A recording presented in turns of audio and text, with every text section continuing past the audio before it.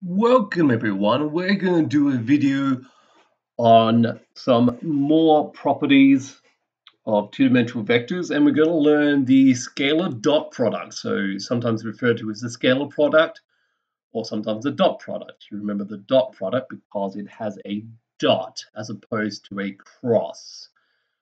All right. So we'll learn to use this in chapter 3i, and we'll do applications of it in different ways in 3K and 3J.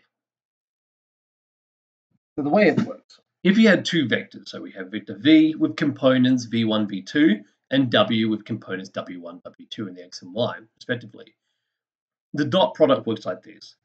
V dot W equals V1 times W1 plus V2 times W2. So in other words, you multiply the X components, you multiply the Y components of the two different vectors, and then you add them up. Okay, so the way to think about it, and hopefully the way to remember it, is one, that's a dot, and you input two vectors, and the output or the product is a scalar value. So you can see here, this would just be a number. All right, now we've also learned in the past scalar multiplication, so it's easy because the names are similar, scalar product, because the product becomes a scalar.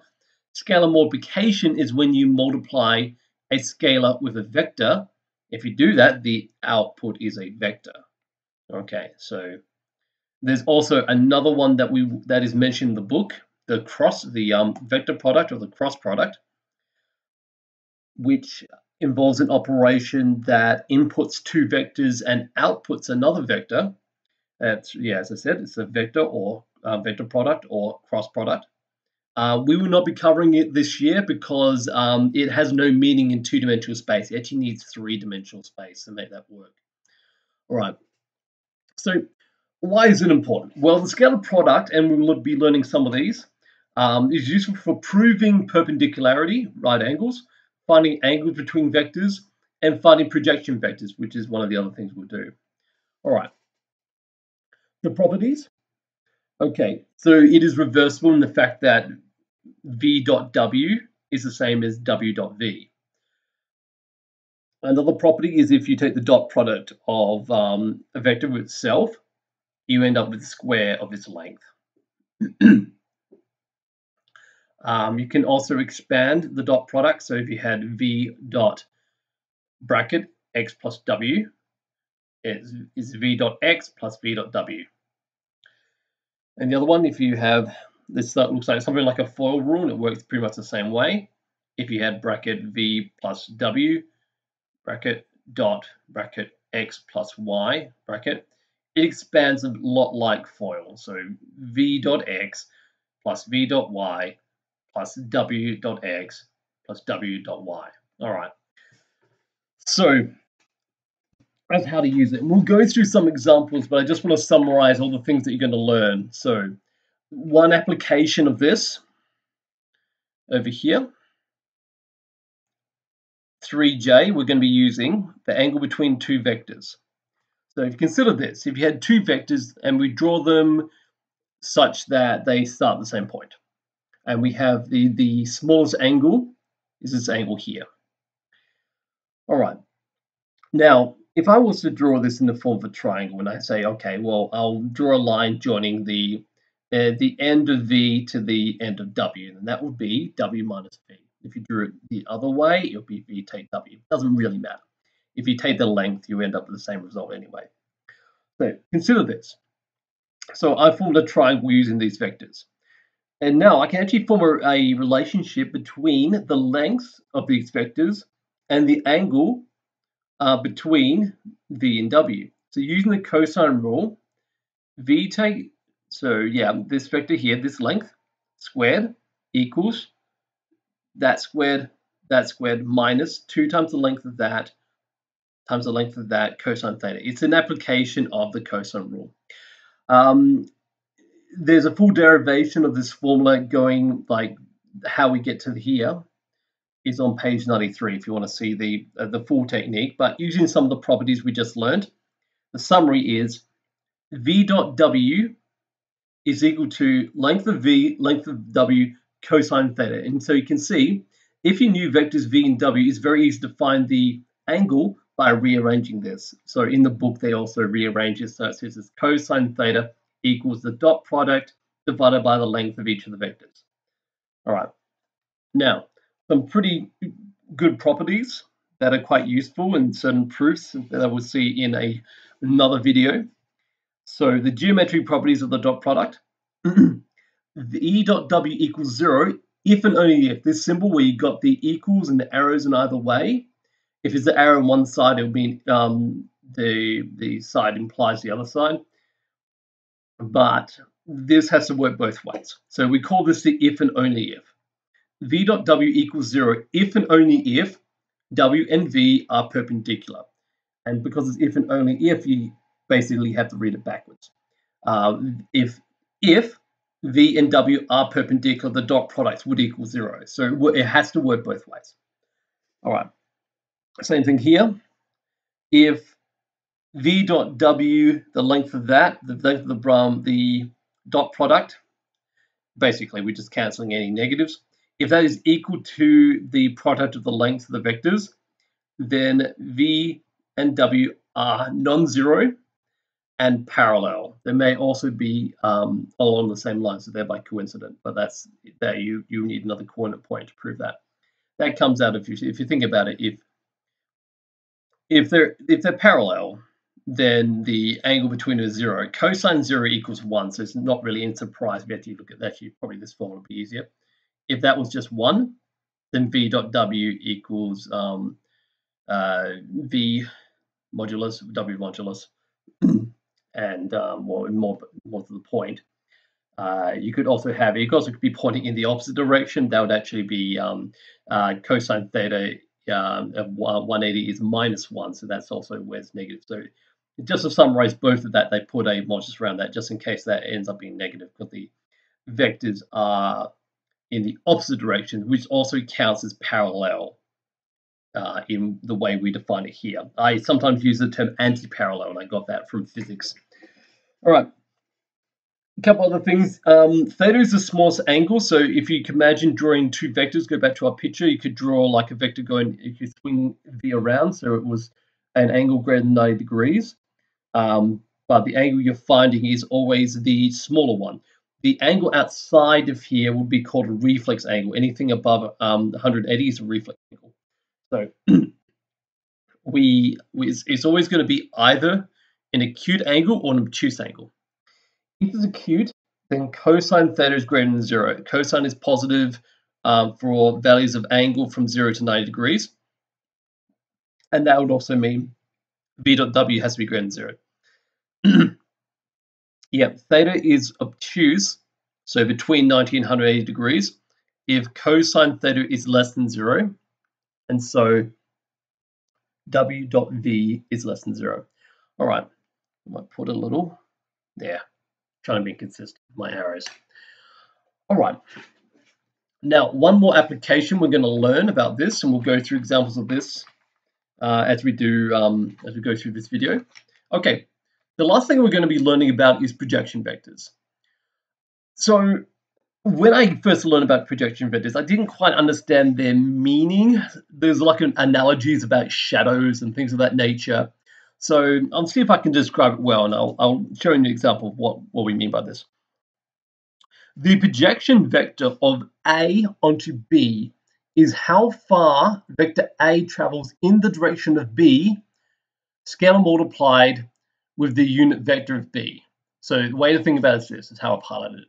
Okay, this first part, modulus A cosine theta dot 1 over the length of B times by B. So this is how far A travels in the direction of B, and this is the unit vector of B. So, or this is the summarized form. So you don't actually need the angle. If you actually had the vectors themselves, you could go straight to this. A dot B divided by length of B squared times by vector B. Okay, so I thought I might put an idea of how this would work. So My background is physics, so I like to think about things in physical terms, and we've got actually loads of examples of projection vectors in physics.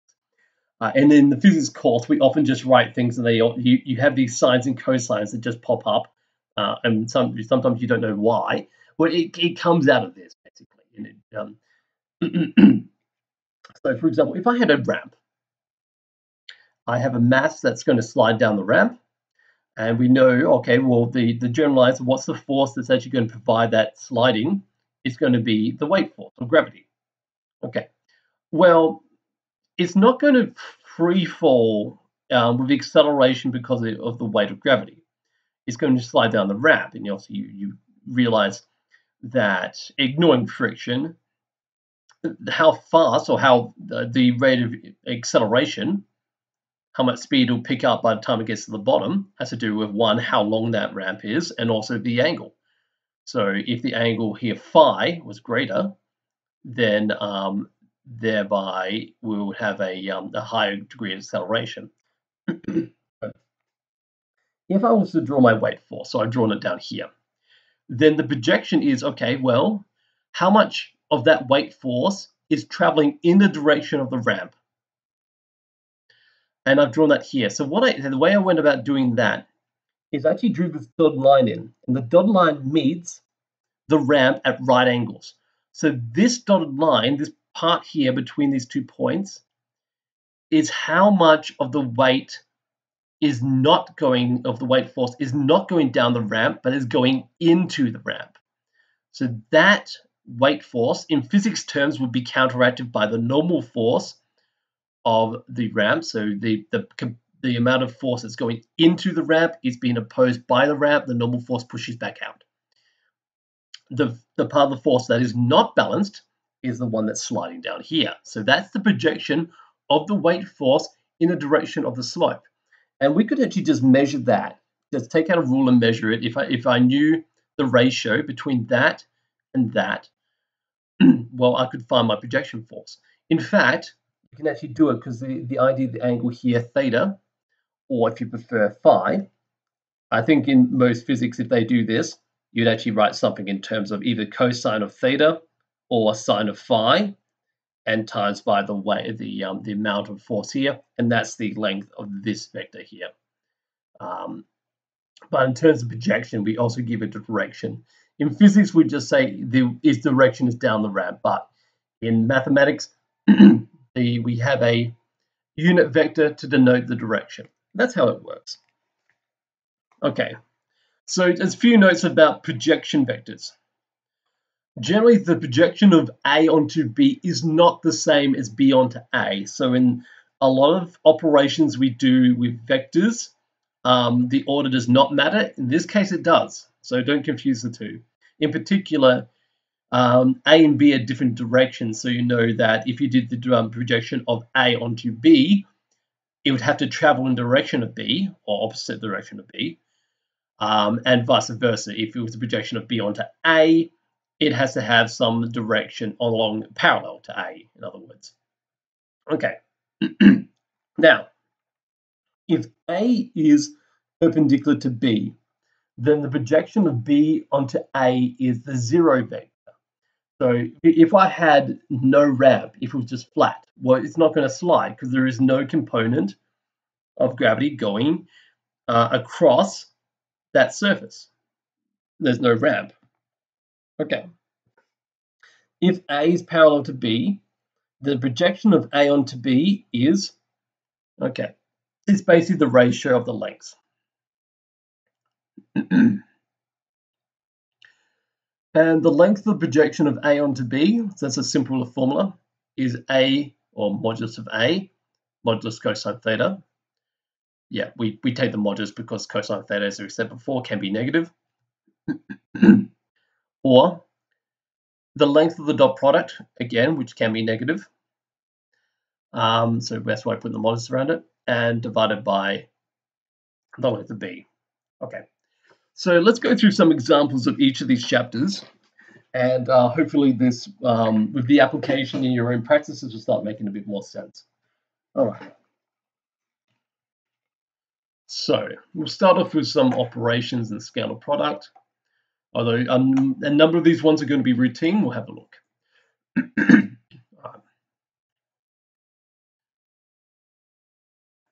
Okay, so all right. So if I just take some vectors, well, all right. So question 1. Let's just do 1 just for a bit of practice. So just q dot p. Q dot p, so 1a. Q dot p minus 1, 5 dot 3, 2. Okay, equals minus 1 times by 3, so minus 3, plus 5 times 2 is 10, minus 3 plus 10 is 7. Easy. Okay. Now, all right. I don't think there's too much more to this, but maybe I'll take an example of, okay, well, what if I was to dot product q with j? Just remembering that respect. Do 1g. All right, so q dot j would be minus 1, 5 dot 0, 1. So remember, j is the one that has a unit vector in the y only. So 1 times 0, well, minus 1 times 0 plus 5 times 1. That's just basically telling us how far it travels in the j direction. All right.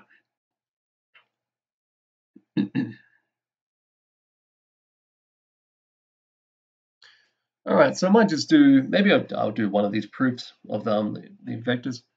If I had v dot v, so I have to say, okay, v equals v1, v2. I can prove the dot.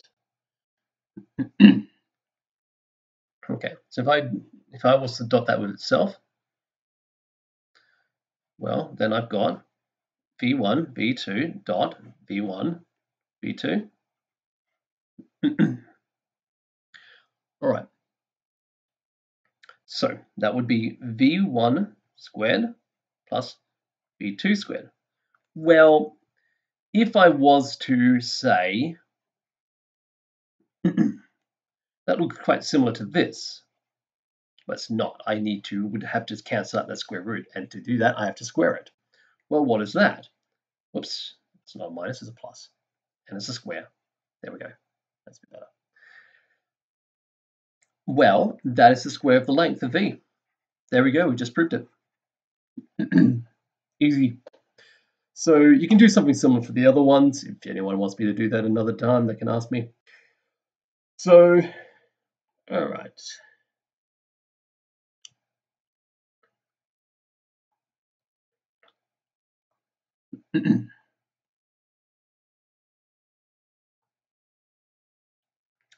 I might just take question 4 and I'll explain question 5 as well. Question 4. So we have the length of these vectors, but we do not have the vectors themselves. So we'll have a look at that. So A equals 4. Okay. So we're going to have to expand out this because we can't insert the vectors because we don't know what they are. But it looks like we're going to have some sort of difference of two squares like apparatus. I keep forgetting to put my symbols in there. All right, so we're going to dot between them. Well, that's the operation we're doing. And this works in this way such that we can do this. A dot A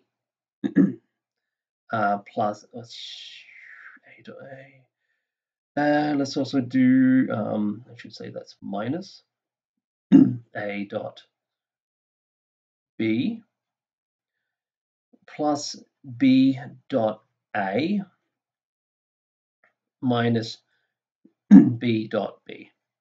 Well, now remember also that the dot product, you can reverse the order, so I can actually cancel those two because I've got minus A dot A, and this can be written as A dot B minus A dot B plus A dot B. Those would cancel. And the other two, well, I've got the square of the length of A, and I've got the square of the length of B, and I'm minusing those. So now that we've got that, I can say, well, I've got 3 squared minus 4 squared. Okay, 9 takes 16 is -7. Okay. Question 5, why is that meaningless? Well, whichever way you approach this, one, we don't have a rule about the sequencing of like, okay, which part would I have to do first? It cannot be done. If I just read this from left to right, that is as A dot B is scalar,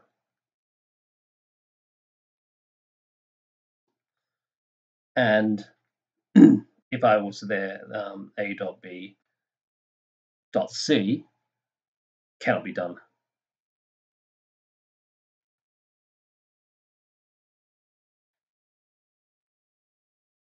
So if this part's a scalar, then you've got scalar dot vector, which is not how the dot product works. You need a vector dot a vector, so that can't be that can't be done.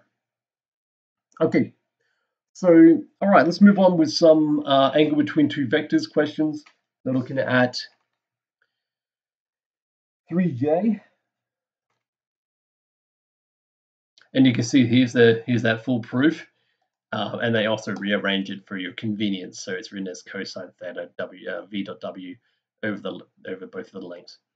All right, and here's the rules that I stated in my notes as well.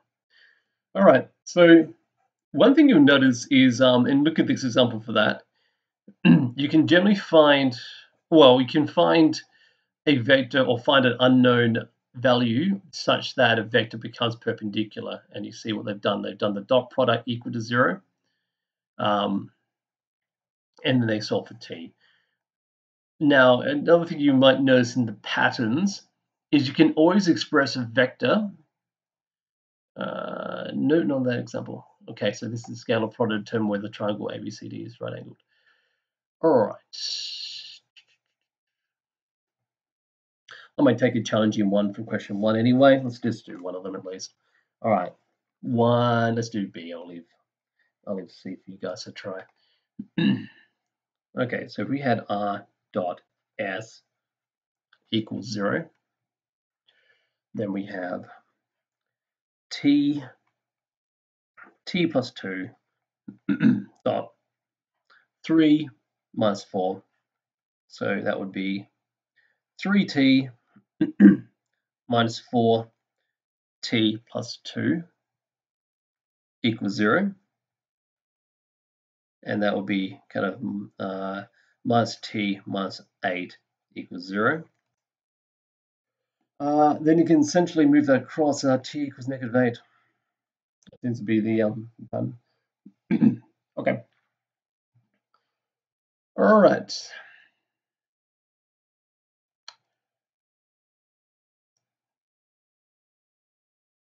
So use the scalar product to determine whether triangle ABCD is right angled. If so, find the right angle. All right, let's do at least one of these. Question 2. It should be. All right, so I'm just going to write out, okay.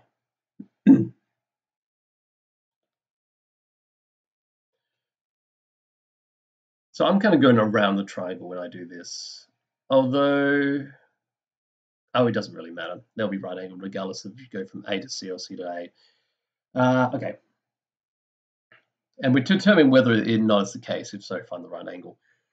Now, the shortcut vectors, now remember, if you're going from A to B, you've got the coordinate points, so thereby it's B take A, it's where you end up minus where you start. Sometimes I do this in particular directions because it's nice, but then sometimes I decided A, B, C, B, C, C, A, just to go around in a cyclic fashion. So A to B, the shorthand way I do it, I start at 4 and go to 1, so that would be -3. 7 to 2, I subtract 5, BC, B to C. No, I think I've chosen these poorly because I end up with a lot of negatives, but okay, that one, yep, that's also negative. There you go. So you can with a bit of foresight, I could have picked these backwards, BA, CB, and I don't know how this one's going to turn out yet. But you see, I've got a lot of negatives already. 2 to 6 is actually positive. Yay. And finally, C to A. Okay, that is actually positive 5. So minus 1 to 4. And 6 to 7 is 1. Okay, that wasn't that bad, actually. So let's have a look at some combinations. AB dot BC would be, I'm just going to do this shorthand. So 3 times, minus 3 times minus 2 is 6. Minus 5 times 4 is negative 20. Okay, and that would be minus 14. Okay, well, that's non-zero. All right, so let's do AB, CA.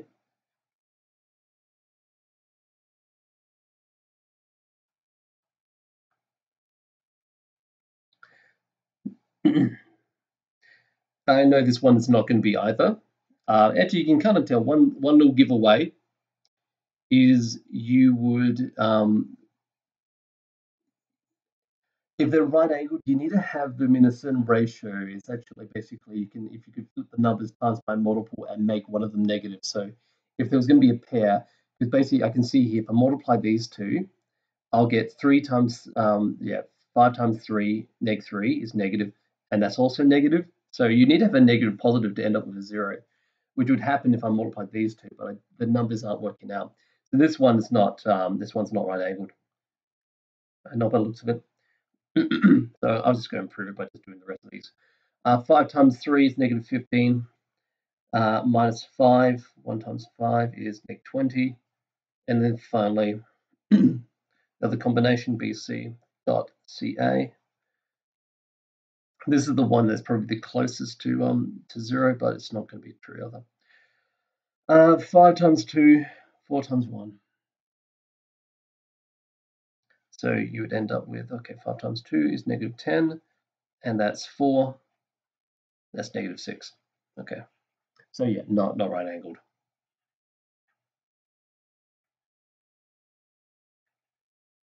Okay. If you ended up with one that was 0, then the point they will share would be the point where the right angle would occur. So if this did equal 0, then the right angle would occur at the point of C. Okay. Here's another little interesting thing, and this is what I was talking about. If you can always find a perpendicular vector by reversing the x and the y and swapping a sign on one of them. So if you have a double positive, what you would need is to have either one could be negative. So you could do the same thing with 3, 4. If you did 4 minus 3, that would also be correct. But basically, that's just the vector going the opposite direction. Okay. So if I took one of these, all right. So say for example, if I took 3D. Now I need to find the form of all vectors, but I'll just start by finding a vector. All right. So 3D.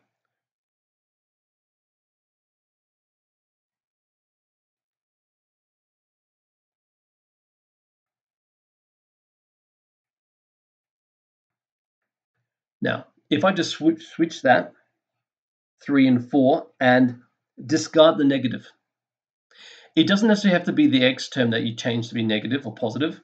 It could be the y one. So long as when you do the dot product, if you end up with one pair that's negative and pair that's positive, and they have the same length. So you have, in this case, negative 12 times by positive 12, add plus positive 12 equals 0. Or I could also keep the x negative and make the one negative as well. So then that would be positive 12 and negative 12. So I could have minus 3 and 4. Oh, that's just in a different direction. But in the sake of ease, I'll just find where I put my eraser, then I don't have to worry about extra negatives. Okay, so minus 4, 3, dot 3, 4 is negative 12 plus 12 equals 0. Now, so I proved that. Then all vectors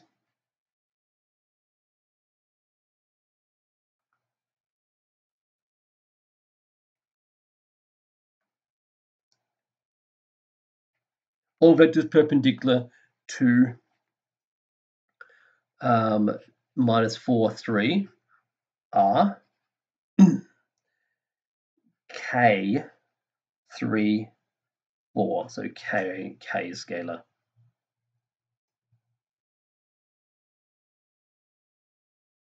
So k is, yeah, it's basically just a non-zero real number. Yep. Okay.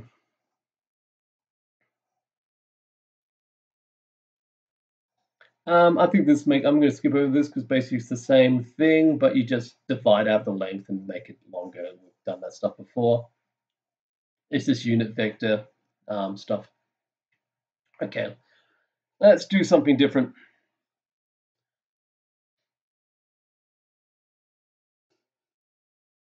All right. So maybe I'll pick question 6. A and B have lengths 10 units and 3 units respectively, and the angle between them is 71 degrees. Okay. This is the application of this formula.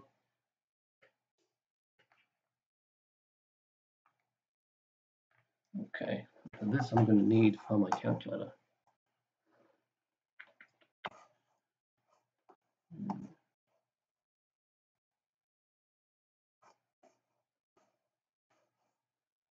There we go. I'll just write this down first. A dot B equals length. Okay, so we've got length of root 10 times by 3 times by cosine 71. Okay.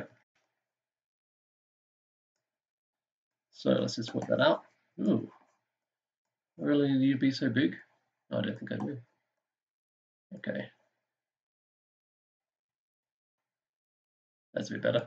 All right, so let's go back to quit. I don't want to do this. There we go.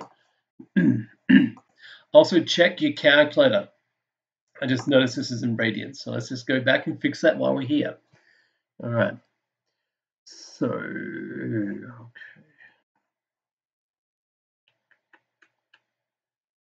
Now I'm still on holiday mode, trying to remember where we are. Oh boy.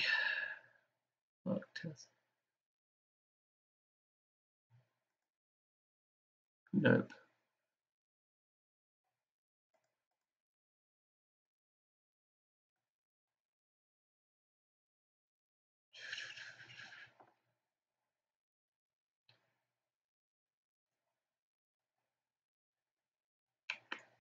Okay. No, sorry. My apologies, I got myself lost. Okay, so we're going to fix that to degrees. There we go. Okay, make sure you calculate in degrees if you're using degrees, otherwise you're going to get in trouble. You're going to get wrong answers. All right, so let's put this in. Square root 10 times by 3 times by cosine 71. Okay, so the answer is approximately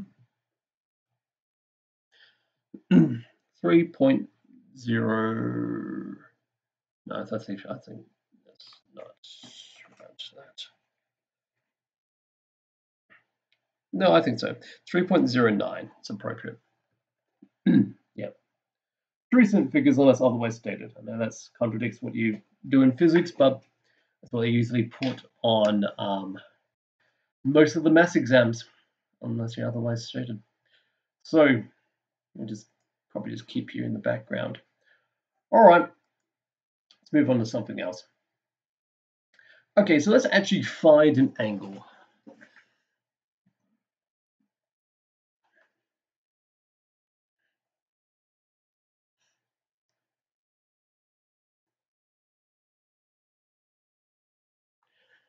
All right, find the angle given that. I might just pick the last one. Take a new page.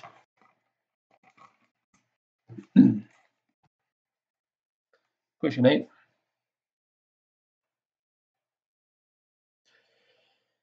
D. Okay. So I think I already know the answer to this. I think it's going to be 45 degrees. I think I'll explain why. If I'm right, I'll explain why I was right. The R is 1 and S is I plus J, so that's 1, 1. Okay. All right. So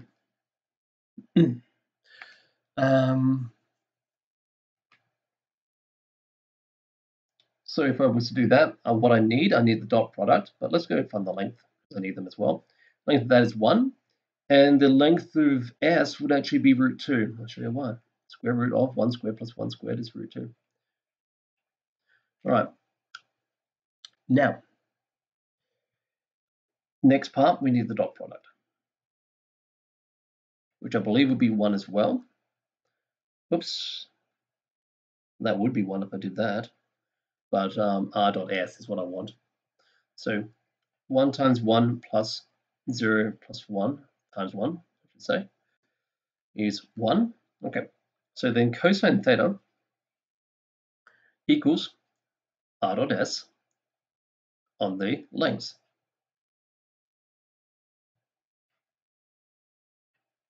which is 1 over 1 times by root 2. Inverse cosine of 1 on root 2 is 45 degrees. All right. If you do a bit more trigonometry, you pick that up as well. There's a reason why. I'll show you why I already knew the answer to that. Not just the fact it's 1 on root 2. I kind of realized that as well through connecting different branches of mathematics. But if you just think about the way those vectors would look, you can say they'd be 45 degrees.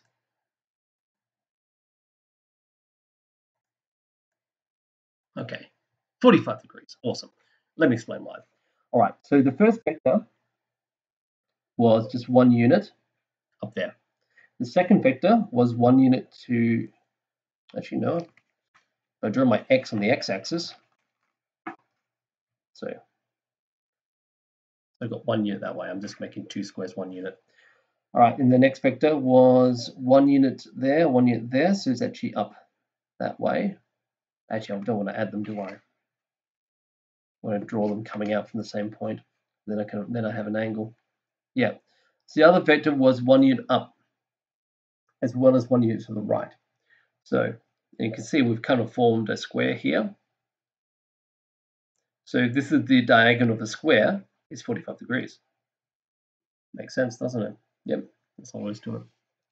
So you're welcome to draw your vectors as well, trying to make sense of what's going on here, and easily, if nothing else, and make sure you don't get stuff wrong. All right, to put this aside.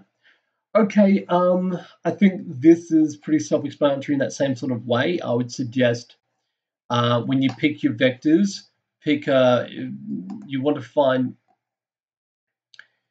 if you want to find particular angle to point, so if you want to find the angle of A to B to C, where B is the vertex between those two vectors, then draw a vector coming out of B, so B to C and B to A. Now, if you don't happen to do that, if you do A to B by mistake or just by design, you can always switch them by just doing the negative. So maybe even I'll just go back to my question and I'll actually go measure these angles. So no,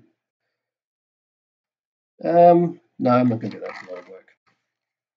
I have to do a lot of work just redesigning that. Find the measure of A to, so I'll just do one of these. Measure of angle A to B to C. Let's do the first one. All right, so do A to B to C.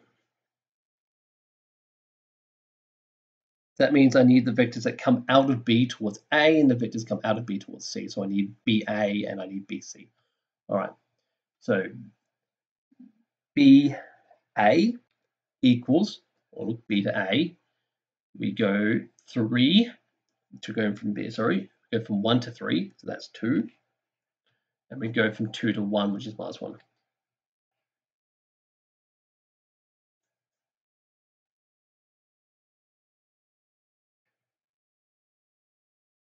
We go from, no, we don't want C to, yes we do. No, we want B to C. Or say, for example, if I did C to B. C to B, -3, and 1 to 2, -1 to 2 is 3. Oh, whoops, I was meant to do B to C. Well, that's fine because all that is the negative, isn't it? There we go, fixed it. Easy as that. All right, so let's find the angle. Okay, BA equals, okay, so it's 4 plus 1 is √5. Length of BC is 3 squared and -3 squared. I know there was a minus there, I just got lazy. But it squares out anyway. Is √18, which is 3 √2.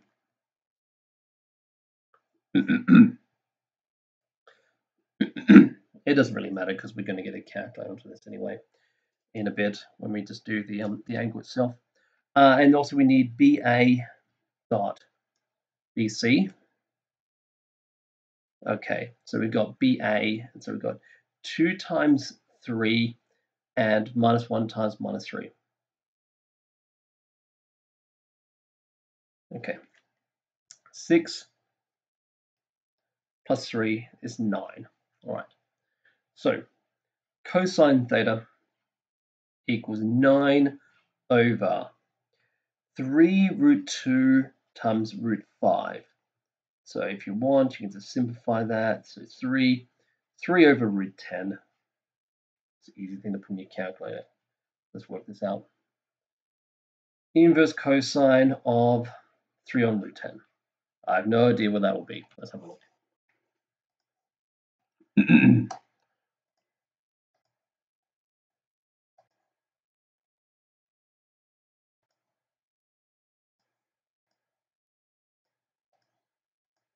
Oops. Ah.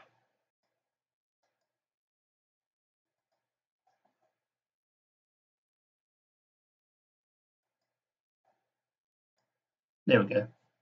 Okay. So about 18 degrees, 18.4.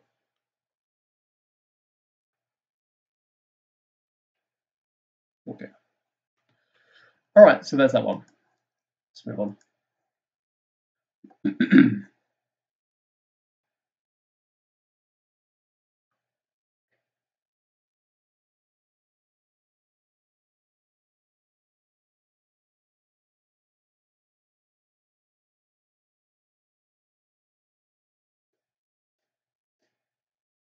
All right. All right. I think I might look at question 12. If A and B are position vectors of 2 distinct points A and B, neither of which is the origin, show that A dot B equals B minus A, and if that's true, then A is perpendicular to B using a vector algebraic method.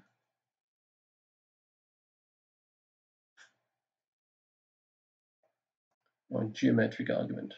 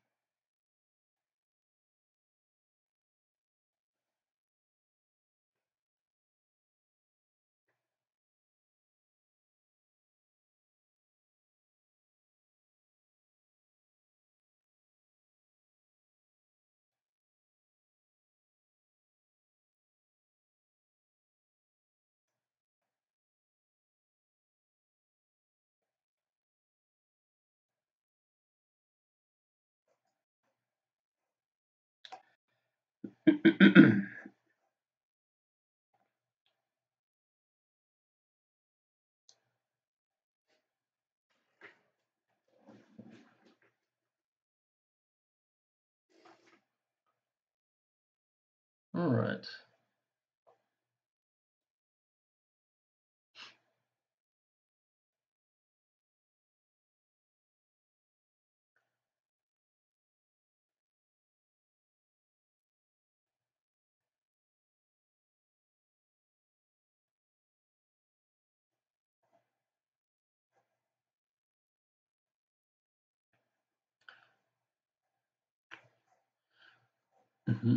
Okay, so if we did something, let me just draw the situation first, question 12.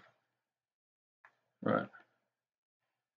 So we've got 2 points that are not the origin.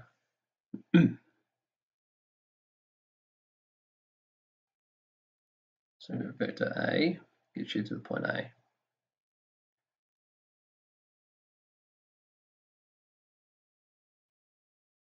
And then vector B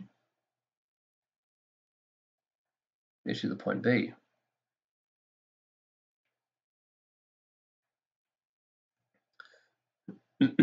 We can construct a vector here. If we go from B to A, then that would be B minus A. And we also can connect that vector. So what?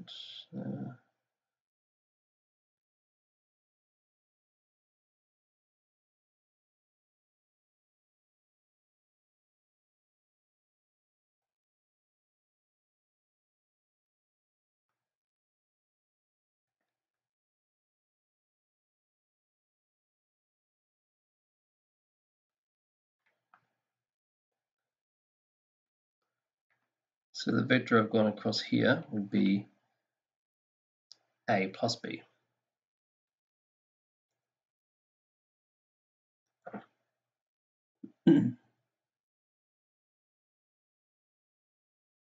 Well, what I've actually done here is actually I've constructed the parallelogram because okay, that's vector B, that's vector B, that's vector A, going that way, that's going that way. Yeah. So you got A minus B is going across here, and A plus B is going across there. All right.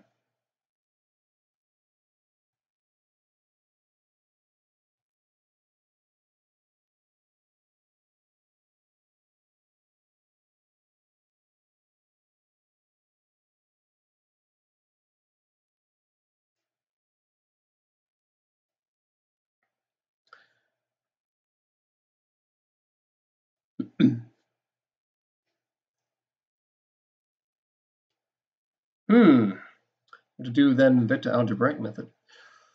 Oh boy.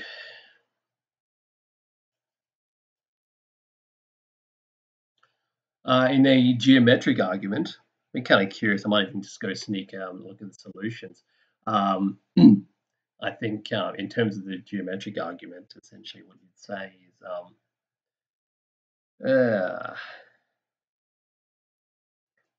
if the diagonals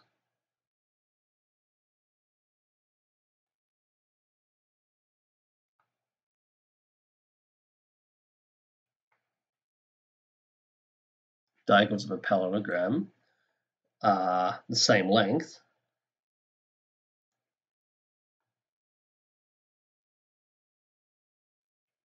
and the parallel then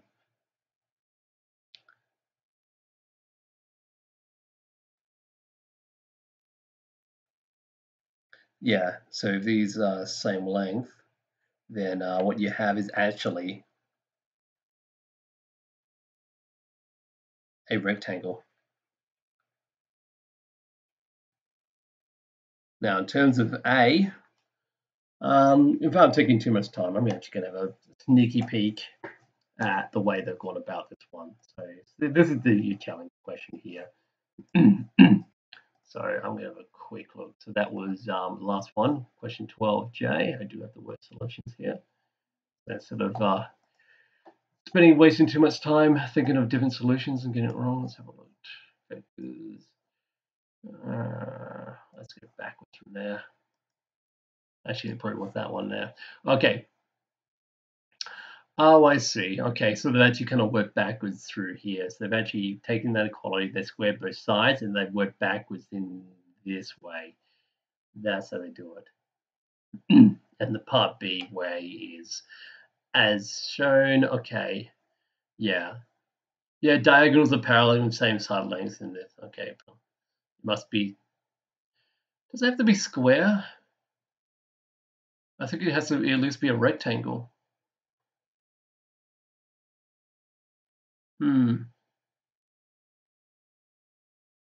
Well, anyway, there's the answer for question 12. All right, we're not going to be doing too much kind of vector proof like stuff yet. So let's just move on. I think let's go back and let's do questions from the last section, vector projection. All right. So this introduction is worth a read, although in my example I didn't use the shadow notation, but there's a way to think about this. Because if you're going to think about projection vectors casting a shadow, the shadow is always the light rays from the projection shadow creates a shadow is perpendicular to wherever you're putting the projection onto. So in this case, they're shining light onto the y-axis, perpendicular to the y-axis, or on the x-axis. So what we're talking about is basically the projection of A onto the y-axis, which is actually just the y component. So projections onto axes are not a complicated matter. All right, and vice versa. If we do, okay, projection of A onto the x-axis, well, that's just the x component. But what about a different vector? Okay, so if you have, so here's my ramp example. If you have projections of, well, it's not a ramp example because I have a very weird direction for gravity, but the projection of A onto B. We've got our rays which are pointing perpendicular to B, and then that casts a shadow onto B, which is this vector here. So it's a way to think about it anyway. Just remember your rays of light that cast a shadow have to be perpendicular to what is being projected onto. All right. So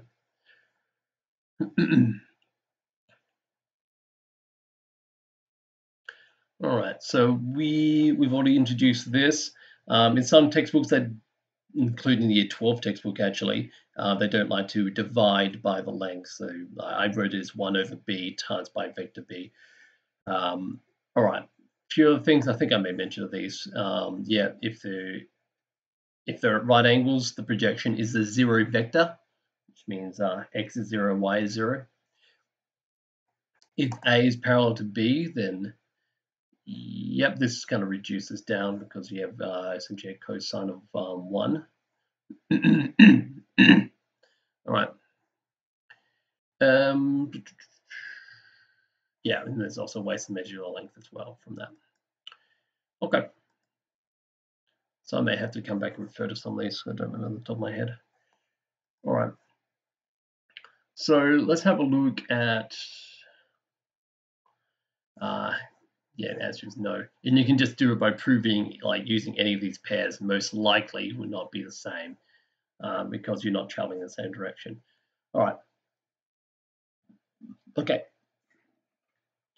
So let's just take an example. Okay, let's just do one of these. Question 1, 3. Okay, 1A.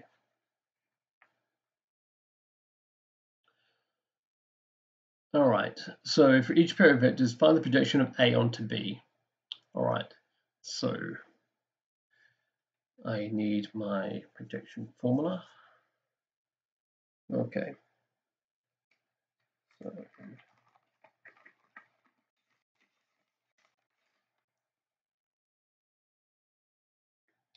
all right, projection. Just pull out this page. Okay.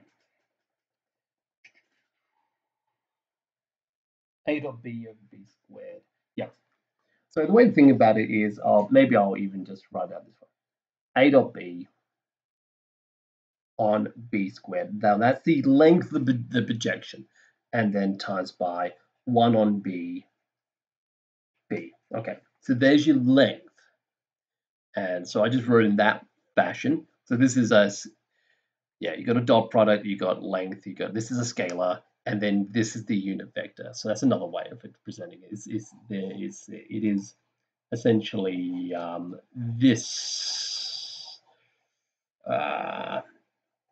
is this formula just broken up into that, which is the length, and if you take out the one on b from there, see this the one doesn't have the square. So yeah, that's the length, and that's the unit vector in the direction of b. All right. So if we do it this way, we can actually work out the length. All right. So let's have a look at these vectors again. Okay. Things we need. We need the dot product a dot b equals.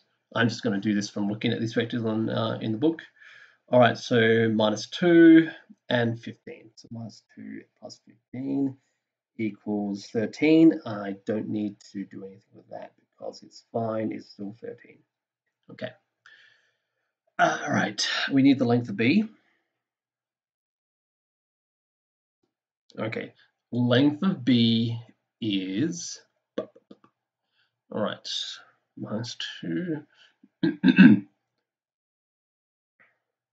Okay, minus 2 squared plus 5 squared equals, okay, that's 29 squared. All right. So, all right. The length would be 13 on root 29. Okay. And the vector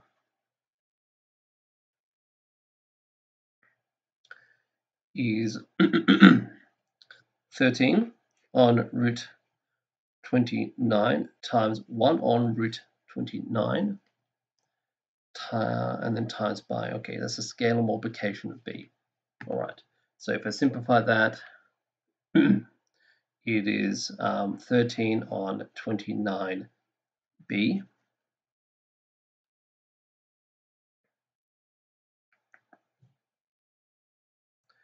And b was minus 2, 5, so you can express that as a vector in this manner. So minus 2 times 13 is minus 29, so minus 26 rather, 29. And 5.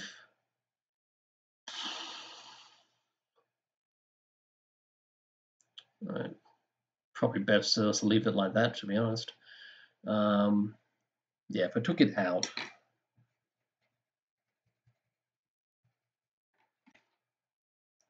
it's probably best to leave it in with the scalar multiplication outside. So something to that effect. Otherwise, you're just going to have a lot of numbers in there. All right, that's fine. Let's have a look at question 4, because that looks like a physics question, so why not? The 2 tractors are used to pull a heavy truck out of the deep mud. So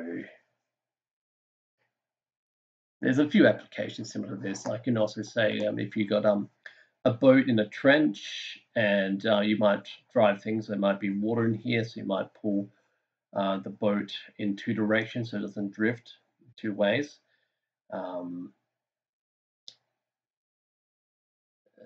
Panama Canal, they actually have machines that do that. They drag boats through the canal, and they have big long kind of train looking things that kind of pull it along from either side such that it can move along the canal, and then they increase the water supply so it actually can go up a hill essentially using water. So it's a similar kind of thing. So this has some application. 2 tractors use to pull. So there's a component obviously of these vectors that is going to go in the direction of motion. And there's also a component that's at right angles to that. You can see there's like a vector up there, but it's also a vector down. So those 2 components of the vectors are going to cancel. So it's a bit of wasted force, but this may be the way they have to do them. Okay, find the projection of AB onto the direction vector. Well, we've got an angle with that, So we can think of it in terms of the angle rule. So the angle rule was, okay, so that would be AB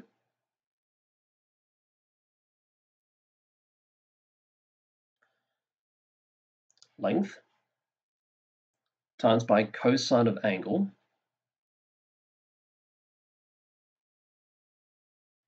Now, then you also needed, okay, find the projection vector. Now, the vector is going to the right. So I might as well just use, for the purposes of this, the unit vector in the projection direction is just I. Now, I is already a unit vector, so I don't need to do anything with that. I don't need to divide it by its own length, because its own length is 1. Okay, so that's 30,000 newtons, rather, times by cosine 15 times by I. Okay.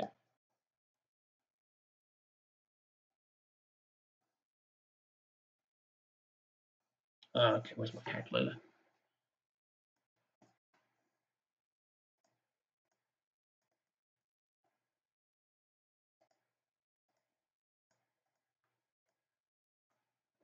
So I might just write out the whole thing. 28,970, I'll round to the nearest Newton. Newton in the direction of I. And that's also the answer for B as well.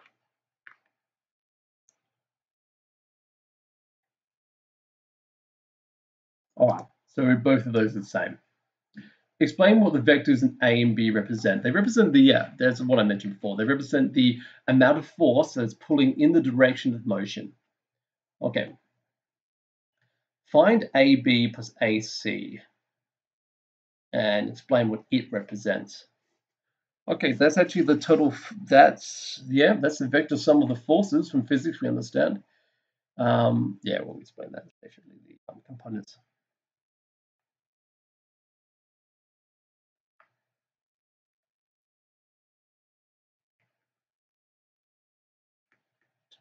Direction of motion.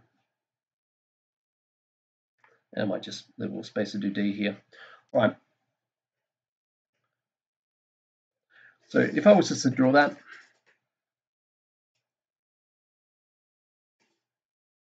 so I'm going to make it 3, 4, 5, 6. All right, so it's AC or AB and AC like that.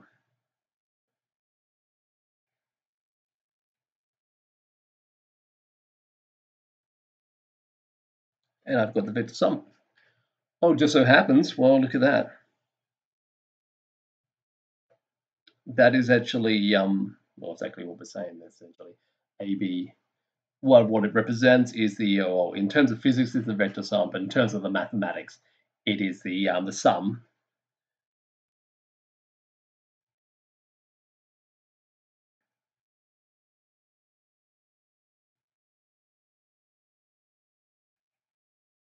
Sum of projection vectors A and B. And that's just how it happens, because there's a component vertically up and vertically down, and there's like the components of the J cancel out because one goes up, one goes down. So in terms of adding those vectors, then we just end up with the projections, and that's just because of the way this is designed to go. All right. All right, so I think I might just leave it there. We leave vector proof for another day. So have a try of these yourselves. This is going to be over a week's worth of content. So I'll see how you go, and I'll be in touch, and I'll go through problems as you need them. All right, so this is the end of the video. Have a good attempt at these questions. Catch you later.